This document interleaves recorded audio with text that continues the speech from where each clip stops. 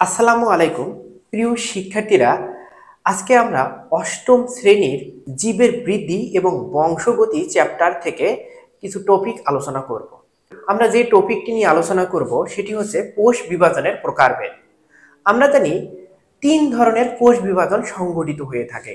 একটা হচ্ছে amitosis, mitosis এবং মিওসিস। আজকে আমরা অ্যামাইটোসিস কোষ বিভাজন নিয়ে আলোচনা করব।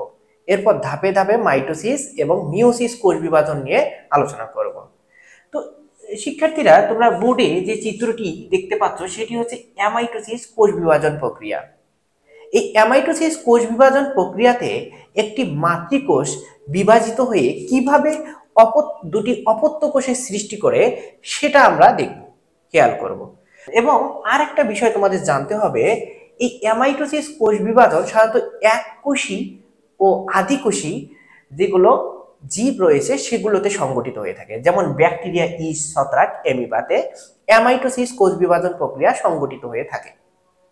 তো এই মাতৃকোষের যে নিউক্লিয়াস আছে সেই নিউক্লিয়াসটি বিভাজিত হয়ে দেখো কিছুটা ডাম্বেল শেপ হয়ে থাকে। এটাকে বলা হয় ডাম্বেল আকৃতি।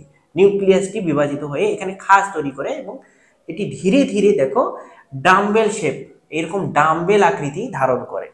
শুরুতে এই চিত্রটি খেয়াল করো এবং পাশে এই চিত্রটি খেয়াল করো।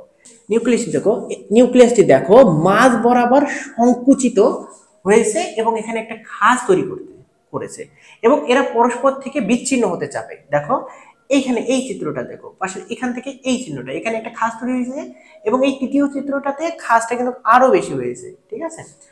এবং এখানে দেখো পরবর্তীতে এই যে নিউক্লিয়াস এবং সাইটোপ্লাজম বিভক্ত হয়ে দুটি আলাদা আলাদা নিউক্লিয়াস ও অপত্য কোষের সৃষ্টি করেছে। তো এভাবে কোষ বিভাজনের মাধ্যমে মাতৃকোষ থেকে দুটি অপত্য কোষের সৃষ্টি, তাই একে প্রত্যক্ষ কোষ বিভাজন বলা হয়ে থাকে।